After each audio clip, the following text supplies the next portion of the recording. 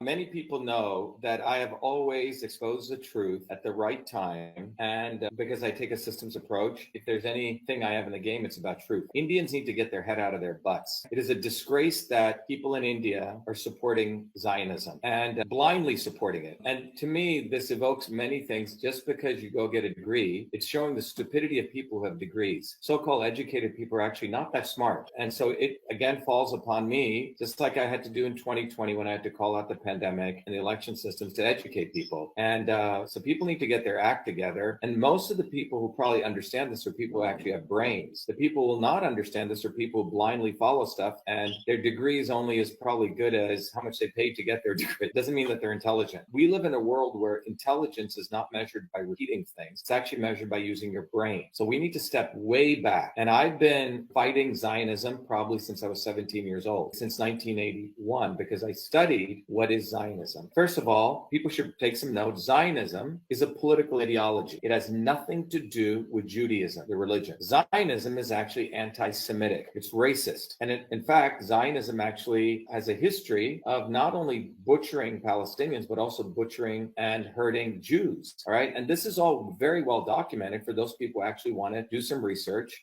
versus simply watching something on Star TV or whatever. So let's go look at what a Zionism is. A political ideology that was created, manufactured out of thin air by a guy called Theodor Herzl in the 1800s. And everyone can go do their own research on that. In Europe, the Ashkenazi Jews, which are one set of Jews, were in Europe for nearly 300 years. One of the things people need to understand is that in the 1800s, everyone expected there was going to be a major revolution in Germany, a workers' revolution. So again, very well documented. Germany, as most of Europe, the Jews that were there were white Europeans, not from Palestine, not from the land in that region. Palestine existed long before Israel existed, and that's also very well documented. So none of these things, these are all just facts, and no one disputes these facts except people who want to change history. But here's the bottom line, that in Europe, there was discrimination among Jews, but there were various classes of Jews. There were the working class Jews, many of them who were in the trade unions actually wanting to fight fascism and building bottoms-up workers' movements. There were the bourgeois Jews, and their various trends. Theodor Herzl had this, he created a political ideology called Zionism, which said, oh, we're being quote unquote persecuted. So this idiot here is conflating Jews and Zionism. He's a bloody idiot. The reality is that Herzl created a political ideology called Zionism because in World War I, this is exactly what happened. They made Germany look like they were evil, and this was done by the mainstream media because they wanted a war. Again, the world is going to enter into a very large war because of idiots like these. So the idiots need to step aside and listen. If these idiots want to go fight, let them go fight them. None of them will do that. They'll talk a big game, but none of them will actually take weapons. Let them go fight. They won't. But here's the deal. Zionism was created. It was a political ideology that was created by Herzl with lots and lots of money from some of the most racist people in the world, like Cecil Rhodes, C-E-C-I-L, who was the guy who created Rhodesia, who had very little regard for black people or brown people for that matter. And he's the one who controlled all the mines in Rhodesia. And Cecil Rhodes was one of the most racist individuals on the planet. Zionism got its funding from Cecil Rhodes, among other people. So Zionism's original goal was to put their homeland in Uganda. Uganda, not Palestine. In fact, Palestine wasn't even on the map there. Okay? Why was that? Because imagine the Vikings digging up a 4,000-year-old reference saying that the origin because the Vikings had come to Vermont 4,000 years ago. Imagine the Vikings now saying that we own the homeland called Vermont. So they had dug up a reference saying the homeland was actually Uganda, among many other places, including Texas. So what I'm trying to say, this is a manufactured ideology, all right, by European Ashkenazi Jews. All right, this is very important to understand. In Palestine were Jews living there. 97% of the Palestinians were living there. There were Arab Jews, Arab Muslims. Arab is a race, Judaism is a religion. So remember, this is in the middle of World War II now. After World War II ends, the British say, no, we're not going to give you Uganda. In fact, the first choice was Uganda. Second choice was Argentina. Very important to understand this. So the British said, we're going to give you your homeland in this place called Palestine. Now remember, Britain, if any Indian has ever studied any history, has a rich history of creating random borders. And these borders are created to have people fight among each other. Britain did this all over Africa. The people of Africa, the great kings of Africa, had their very particular boundaries. Britain went in and drew random nation states and had everyone fighting. And once they got everyone fighting, they stole their resources. All right. Now, the area in Israel is a very strategic area. It's in the Middle East. So again, it was very convenient for Britain once again to create a mess there. So that's what they did. But Zionism has nothing to do with Judaism. And you can even go talk, if people go to Torah Judaism, the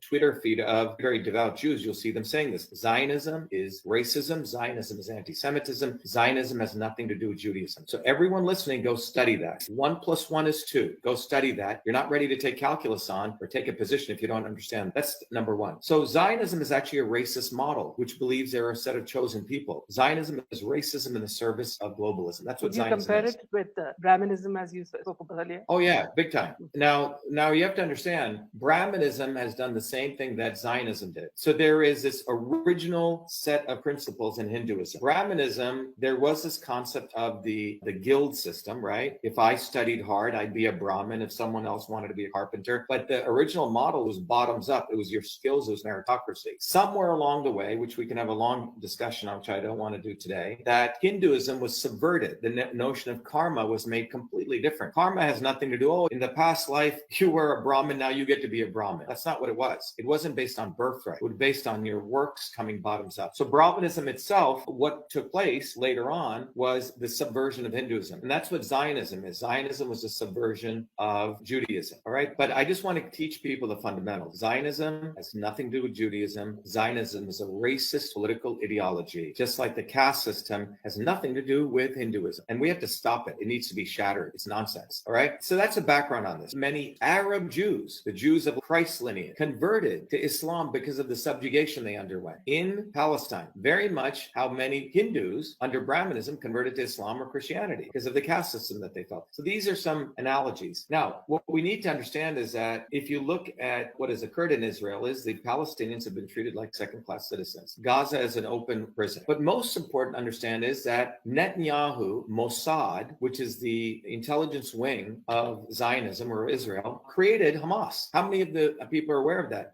Hamas was created. So here's a very important piece here that if you look here, Mossad's entire motto, if you can see it here, can you see it here? Yeah. Is Yes. by way of deception, thou shalt do war. That is Mossad's motto. And Hamas was a creation of Mossad. Specifically, Brigadier General Yitzhak Segev in 1980s was the Israel military governor in Gaza. He financed Hamas. All right. And you can go, I have a link here to the book that you can go read it. Here is the former Israeli ambassador to Germany. And he openly stated in 2015 that it was the Israeli government that created Hamas to counteract the growing popularity of the Fatah, formerly known as the Palestinian National Liberation Movement. See, there was a secular movement and it was very rational. So this is classic intelligence techniques where you create your opposition that you can control. And you typically make them crazy radical, right? That's the second piece of evidence. And then this is Ron Paul, who gave a testimony clearly saying that Hamas was created as a strategic weapon of Israel. And then here is Mossad chief himself. This is just this year. The Mossad chief himself, Yossi Cohen, visiting Qatar to tell them to continue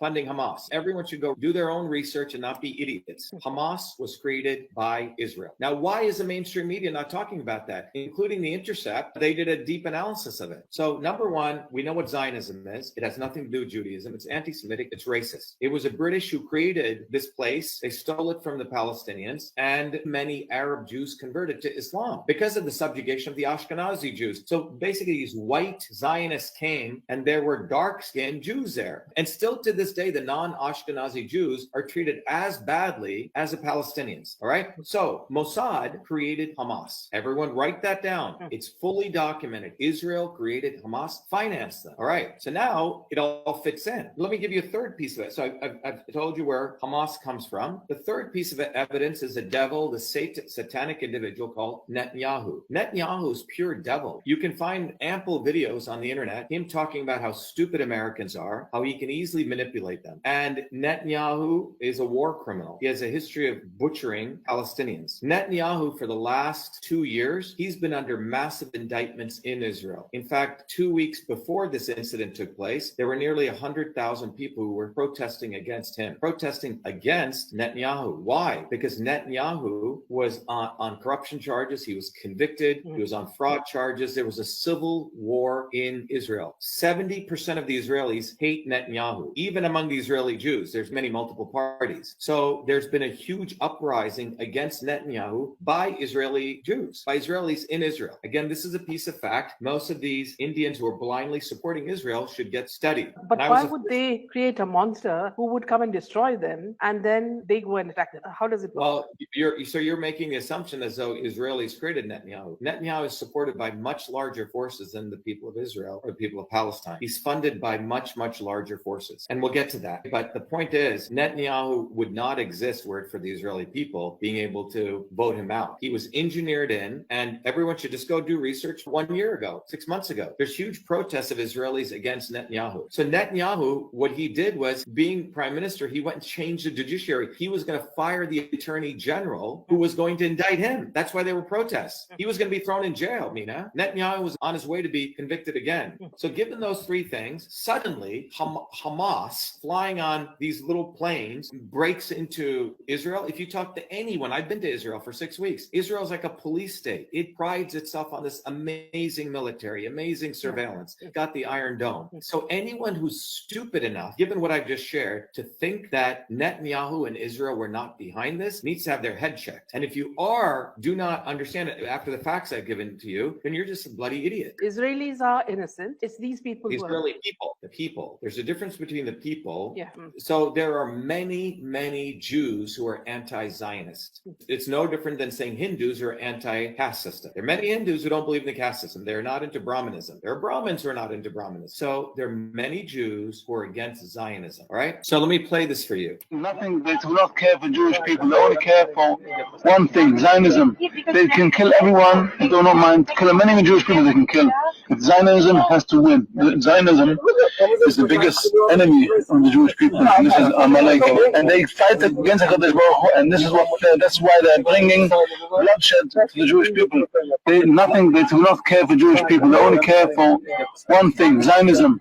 So people can look at my Twitter feed. Any real Jew knows the concept of Judaism has nothing to do with setting up a state. All right. So Zionism is not Judaism. All right. And there's another video that I'll play also of another Jewish, these are your Jewish priests, okay? Like our Indian gurus, okay? Or Indian religious leaders, okay? Who actually understand what this is. This is another rabbi. Let me bring this up. This is another rabbi sharing his views, not his views, the actual teachings of Judaism, exposing how nonsensical this is. And again, so here's this, let me play it for you here. We have a message for this Nakba Day, for this 75 years of occupation. We want the world to know that what is being perpetrated against the Palestinian people, the oppression, the subjugation, the terrible cruelty, is not in the name of our religion. It is not in the name of the Star of David. It is not in the name of the Jewish people around the world who are true to the Jewish religion. Because we are Jewish and because we are true to our religion, we are in total opposition to the existence of the Zionist state of Israel. I call it Zionist state of Israel because it is Zionist. It is not Jewish. Judaism in the Torah forbids Jews to have our own sovereignty, our own entity since the destruction of the temples, and Jews, true to the Torah, never aspire or try to have our own state. We also are forbidden to kill or to steal. The whole concept of taking this land away from the Palestinian people, it is totally antithetical and is contradictory to my religion, Judaism. Jews have always, from day one, stood up against this Zionist entity. We as Jews continue. Because we are true to the Torah, we stand and demonstrate and we cry and suffer and feel the suffering of the Palestinian people. We want the world to know we are in solidarity. We are together with the Palestinian people in their suffering, and we hope and pray to God constantly for the total end of the occupation. We want the world to know that the Zionist movement is not a Jewish movement. It was a political, material movement created by heretics, and they simply try to incorporate our religion in order to intimidate and silence people and call them anti-Semitic if they stand in opposition. But this is patently false. Anti-Semitic is supporting the state of Israel. It is the cause of exacerbating anti-Semitism by having this occupation. It is the cause of bloodshed of the Palestinians and Jews alike. It is the cause of the oppression of not only the Muslims and the Christians in Palestine, but of the Jews. Hundreds of thousands of Jews stand in Palestine, have lived there prior to the state, they have lived and they're continuing to live till today and demonstrate daily and get brutally beaten and arrested. This is the sad story of this terrible Nakba. It is a tragedy, a calamity, and God with his compassion, we hope, will see the suffering. And even today, the last few days, how you see daily the death and suffering of the Palestinians and the attack. It's all Zionism, not Judaism. God with his compassion should bring a speedy removal of the Zionist state of Israel so we can once again live together in harmony. Jews and Arabs, as we've had for all these hundreds and hundreds of years, and Jews could show their gratitude to the Arab and Muslim countries for their embracing Jews and giving them a home. Inshallah, soon in our days. Amen. You see what I'm saying?